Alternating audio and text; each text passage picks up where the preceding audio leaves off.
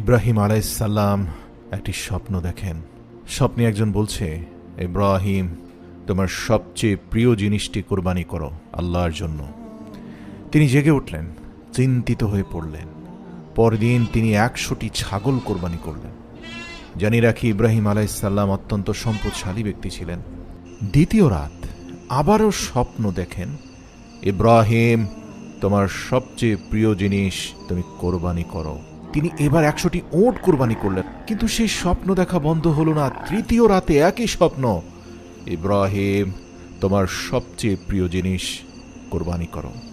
এবার ইব্রাহিম আলাইহিসসালাম বুঝলেন, নবীদের স্বপ্ন কোনো তুচ্ছ তাচ্ছিল্য করার জিনিস নয়। নবীদের স্বপ্ন আল্লাহর তরফ থেকে আসা ওহী। নিঃসন্দেহে এর মাধ্যমে এই পৃথিবীর বুকে আমার নয়নের মণি সেই ইসমাইলকেই কোরবানি করার কথা বলা হচ্ছে, কারণ ইসমাইল আমার জীবনের চেয়েও বেশি প্রিয়। আল্লাহর নির্দেশ অমান্য করার সুযোগ নেই। ইব্রাহিম আলাইহিসসালাম সাথে সাথে ছুরি হাতে নিলেন, একটি উটে চড়ে রওনা হলেন মক্কার পথে। বয়স তখন তার ৯২ বছর। মাসখানেক পর তিনি পৌঁছান মক্কা।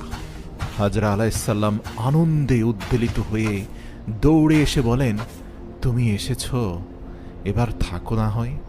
ইব্রাহিম আলাইহিসসালাম বললেন, না, আমাকে আবার ফিরে যেতে হবে, তবে আমার সন্তানকে একটু বেড়াতে নিয়ে যেতে চাই।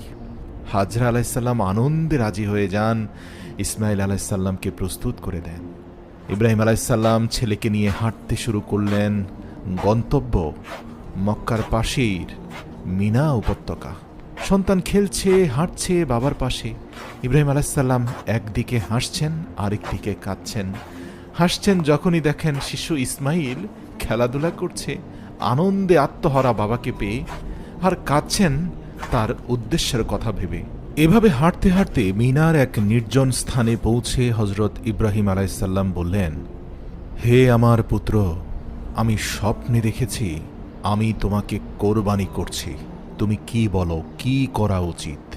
ইসমাইল আলাইহিসসালাম বললেন, আব্বাজান, আপনি যা আদেশ পেয়েছেন তাই করুন।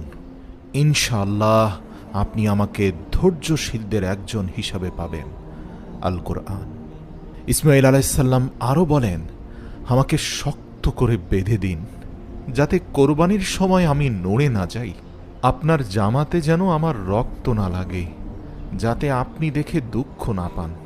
আমাকে মাটির দিকে মুখ করে শুইয়ে দিন, যাতে আমার মুখ না দেখেন। আর আমার মাকে আমার সালাম পৌঁছে দিবেন, এবং যদি চান আমার জামাটা দিয়ে দেবেন।